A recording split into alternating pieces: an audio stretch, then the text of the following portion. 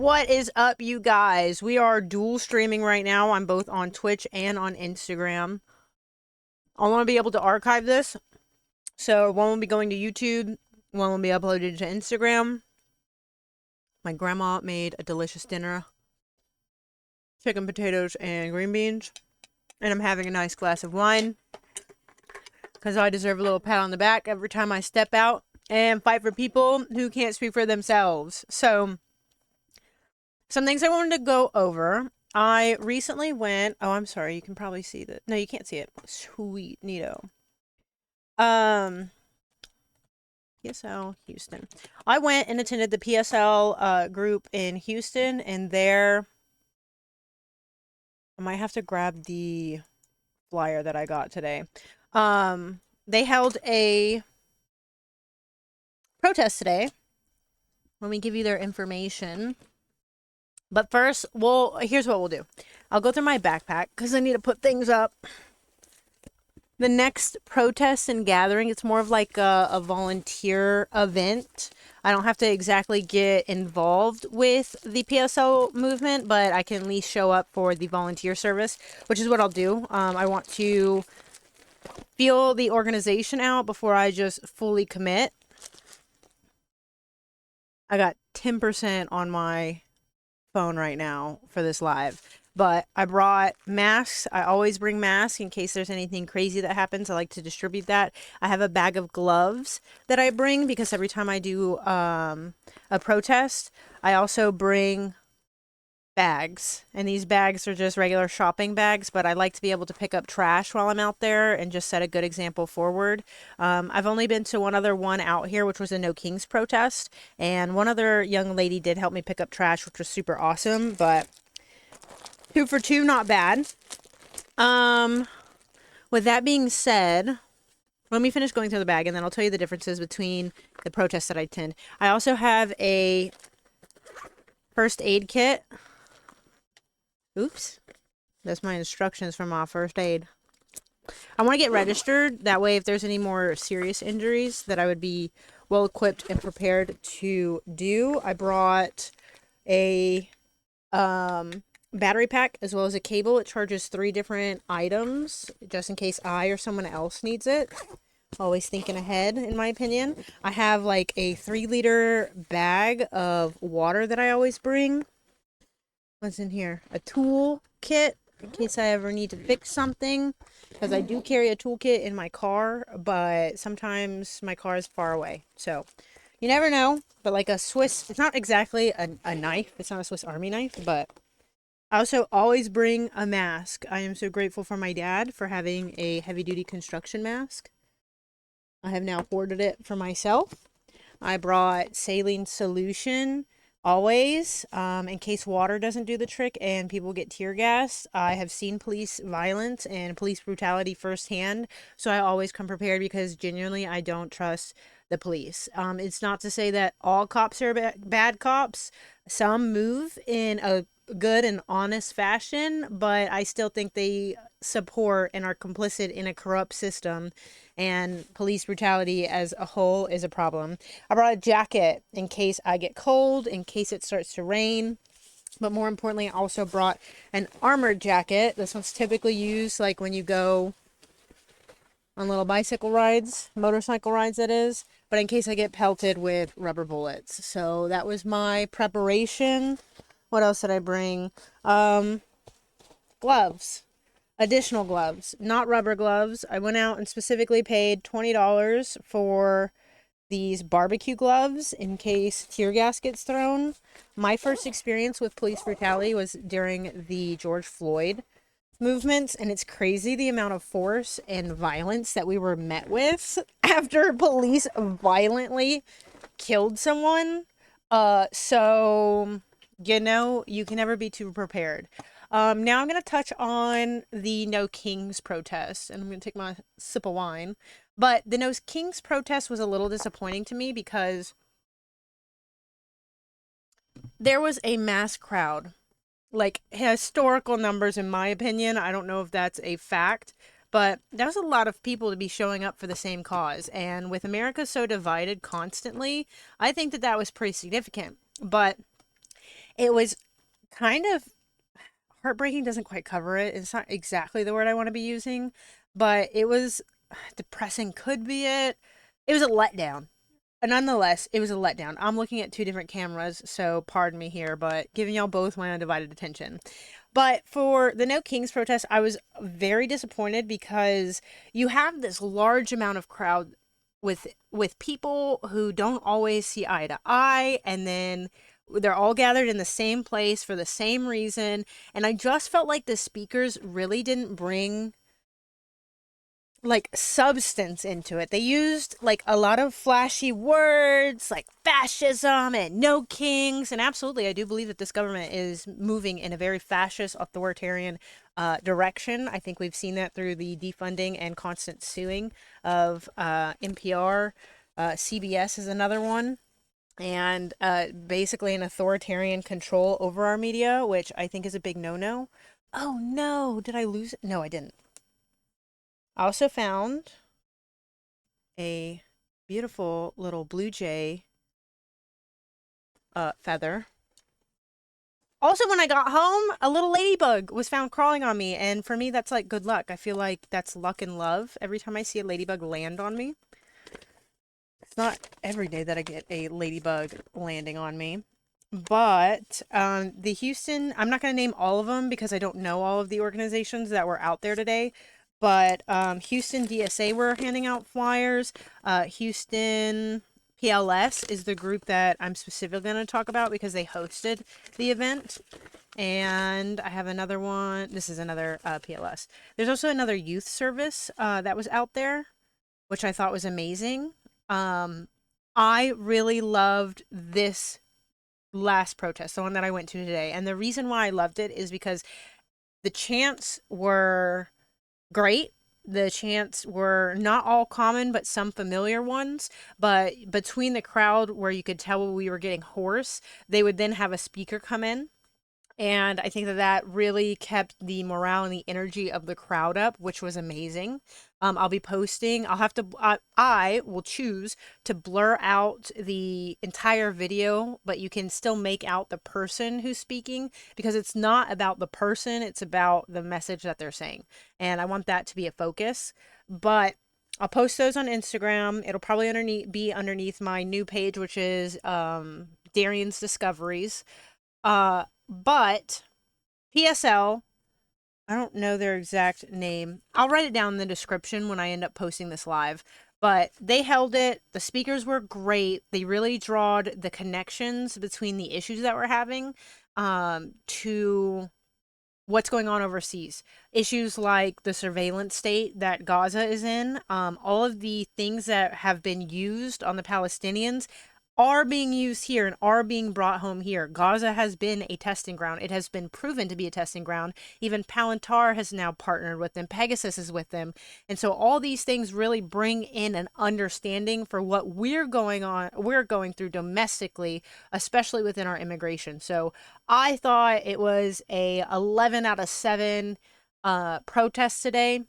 I did have officers. I wanted to take a picture of CoreCivic. I've never been to CoreCivic or one of their facilities. And one of the fucking, part of me wants to call him a pig, but we're going to be somewhat nice before I get nasty about it. So anyways, one of these guys yelled at me for stepping on grass. I don't know if he realizes where we're at, but Earth has a lot of grass, and he was bitching at me for stepping on grass to go take a picture because I needed to stay on the sidewalk. Well, I executed my civil disobedience very lightly because I didn't want to ruin it for everyone else, and I rolled my eyes and took my picture and then walked off. And when I post all of the things, I'll let you know what photo it was. It's nothing spectacular. I could just see the CoreCivic sign, the barbed wire fence, and before you even get to like the building, you have sidewalk, grass, bushes, parking lot, gate, building. It's not like I was getting close to the building. I was just on the grass between the sidewalk and the bushes, so in the middle of the grass, just trying to take a photo of it because CoreCivic is a very fucked up institution. And if you don't know, CoreCivic here in Texas, and they're everywhere, but CoreCivic specifically here in Texas is a not only being used as an immigration facility, but it is a privatized prison. And they are profiting over every single person who is incarcerated. Every person who is incarcerated is a product to them, to which they make money off of. And I don't think our fucking privatized prisons should be making money on incarceration, because we're already making money on incarceration. You're looking at the court fees, you're looking at ticket fees, you're looking at lawyer fees, you're looking at fees for classes. Like, it's already working against the people who are getting caught up on this. And the people who are getting caught up on this are the people who can't afford to pay their way out. It is quite literally the working class that get caught up in a privatized prison system. So CoreCivic steps in and makes even more money off of these people who are already being detained. And there's so many like different gray areas that people go to jail for. Like, not every person that goes to jail is a mass murderer and a serial rapist, but there are other crimes. Drinking and driving is one. That's pretty dangerous, and we do want people to be rehabilitated. But with it, there is no profit to be made on rehabilitation. That would be an expense to the business. So it's fuck CoreCivic, because, again, they're not only making profits off of people who are going to jail unnecessarily, the profit aspect of it. There's no reason why you should be making money on people going to jail. Also, they partner with certain companies that allow you to lease the labor of prisoners.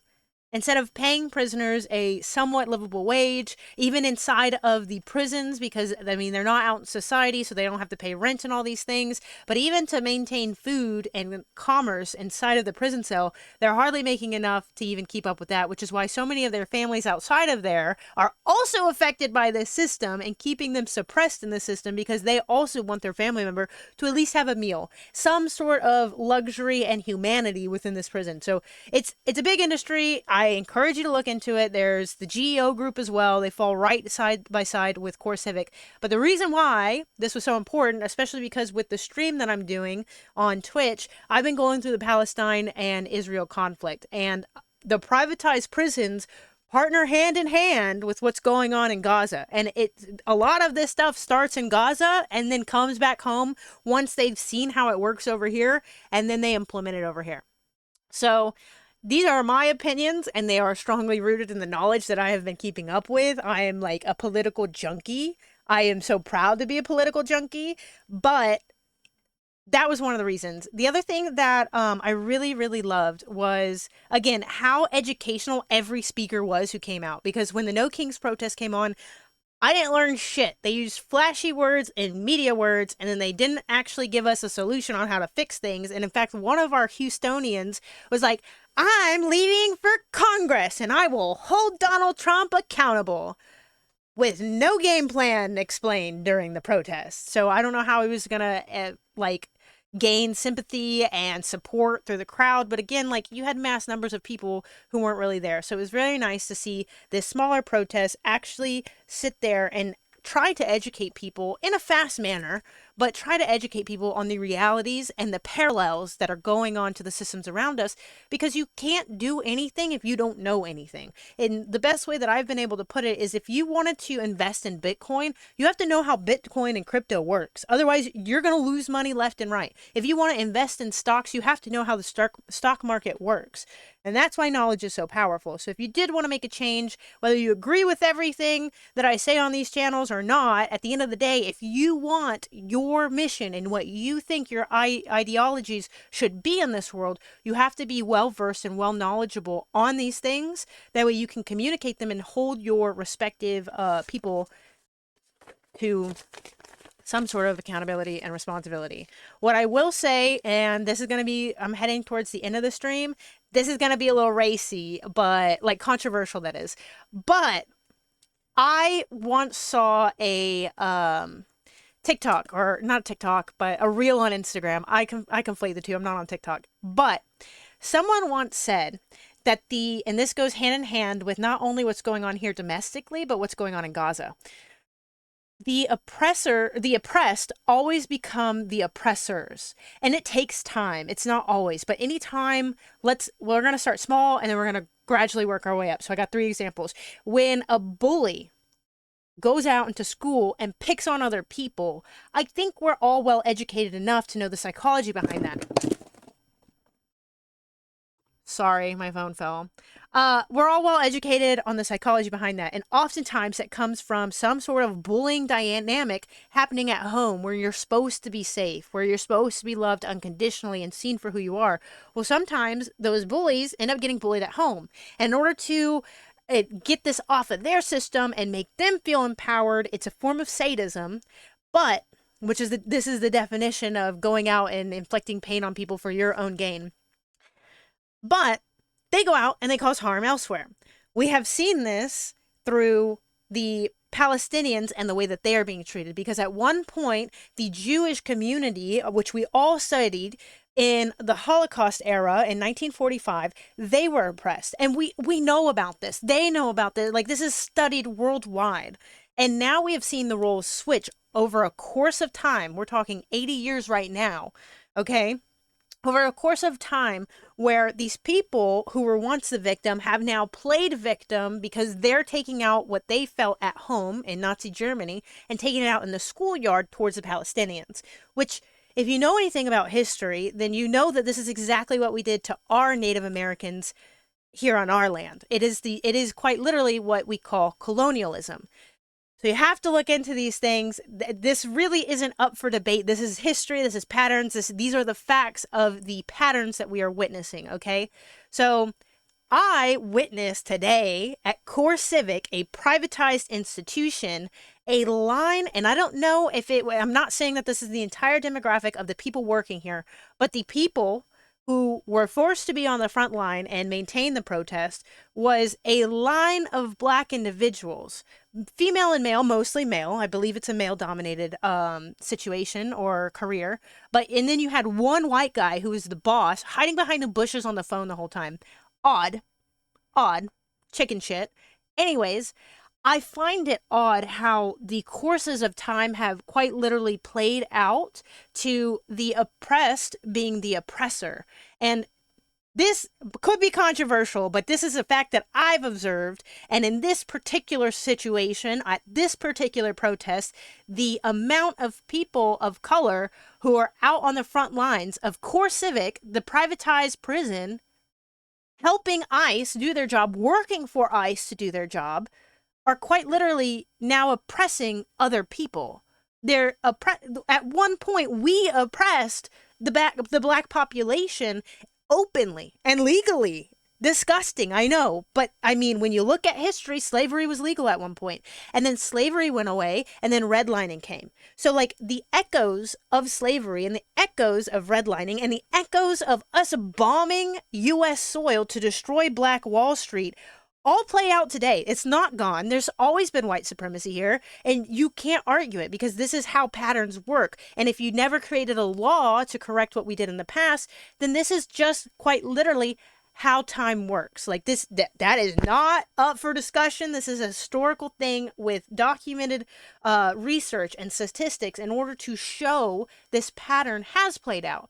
Is it so bad anymore? Yes, it's bad, but it's not as bad as it used to be. But that doesn't mean that it's any better, because what has happened now is we've taken away the fight for people of color, and we've looped in people who are supposed to be of the upper echelons, the white people, and it has become a class war. These things have evolved way past their intended state because we never did anything to actually correct the core of the issue. What we did was we took the faucet off when it was leaking instead of shut the water off at first to fix the leak.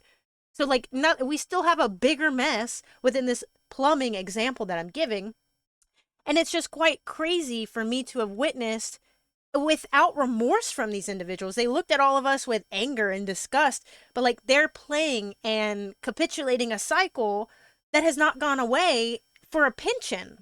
And it is money, and it is greed, and it is capitalism, and it sometimes is the only way to get out of poverty, is to play into these cruel, corrupt systems that are fucking people over. But now that it's not your group, your community that's being fucked over, then you can go and bully another community. And so not only are we seeing the cycle of corruption, but the oppressed oppressing people through our domestic output and our domestic problems. But that is exactly, to put it into a broad term to catch all up, is exactly what's happening in Gaza and in the West Bank to the Palestinians. And you can't ignore American history in the way that we've not only neglected and harmed our Native American communities, but we've done it to our Chinese immigrants during the gold rush. We've done it to our black communities. That's the most well talked about and well documented, somewhat, because we still want to erase black history. But these are core issues that like all go hand in hand, and if we don't address one, then we'll never be able to address the other. And that was something that I really wanted y'all to take away, of like this observation of like people thinking that there's a saying, there's like an enemy versus friend scenario within fascism and authoritarianism, and there are individuals who are looping themselves into it and being like, oh, I'm your friend, I'm your buddy, I can go do this, I'm gonna go work for the mafia and I'll get protection from the mafia. But at some point that mafia is going to turn around and ask you for your lunch money, so to speak. So like no one's safe unless we are all safe. And it starts domestically, but we also have to look at what our politicians are doing with our fucking tax dollars elsewhere. Because now we're building a fucking ballroom at the White House when we're ripping away fucking education, FEMA, and healthcare. So it was a great fucking protest day. The people who held it and the people who showed up, right on cue, right on the money, spoke truth to power. But the situation to be observed at these protests are also just quite baffling, because it is just a cycle of ignorance and the oppressed oppressing others. Like if you work for the police department, it doesn't necessarily mean that you're a demon, but there are a lot of y'all in the police department who are fucked up in the head and fucked up to the people who you are supposed to be protecting and serving. So if you work for these people who also abuse the law, you're complicit. You're fucking complicit. If you're not talking about these issues that are affecting everyone around us, including yourself at some point, you're complicit. At first, they came for the socialists. At first, they came for the Jews. At first, they came for the gays. And then they came for me. And no one was there for me because I never stood up to anyone else. That is a quick parody of a very notable fascist poem to look into. So I'm going to end the stream. I'm going to go play video games. That's my speed run of what went on. You saw what's in my bag. Y'all saw my protest sign earlier today. It was great. And there are certain people in this world who have their head in the right space, and there are other people in this world who have their fucking head up their ass. So call them out, because that shit stinks. Bye. All right, I'm logging off with here too. Good speech. I ended my Instagram. Twitch, y'all are my original OG streamers. I love y'all a little bit more. Anyways, let me log off. Let me go play some video games. That was a rundown. Crazy shit to be observing. Crazy things to be seeing. Like, how do you not see? How do you not see it? Like, do you not own a mirror? Did you not open a single history book? Did you not cry about anything that was uncivilized and unjust towards other people during the whole civil rights movement? Wake the fuck up. Wake the fuck up. History is not a goddamn TV show, okay? It's not a fabrication of the truth. It is the truth. It is a documentation of our history's past, and none of us are some of us, majority of us, are not fucking learning from it. I'm hoping that you and my community are learning from it, and y'all are choosing to do better every fucking single day. And I will let you know that I have a tattoo on my hand of rosemary. One of these days I'll tell you the whole story, but this tattoo is quite literally a constant reminder, as well as this necklace with the letter R on it, also standing for rosemary, to live every day better than my last. Every fucking day I wake up and I have to live better than my last. I use my hands for everything. I see this tattoo every time. I got a fucked up finger because of it. Not because of it, but I got the tattoo because of my finger. Long story. Anyways, live every day better than your last. You can't go through life with two catcher's mitts on your hands. Do better, be better, and fucking pick up a history book. Bye, y'all.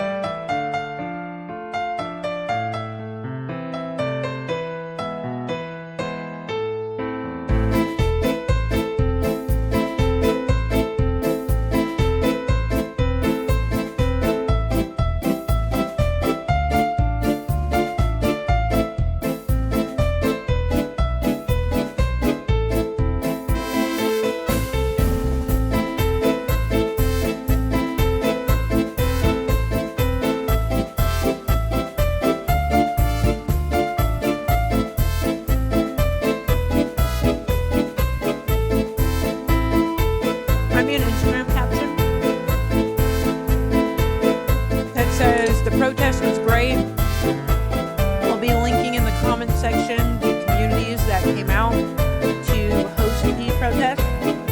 It was done in front of a CoreCivic center. If you don't know, that's a privatized prison making profits off of individuals who are incarcerated as well as their labor, for leasing their labor.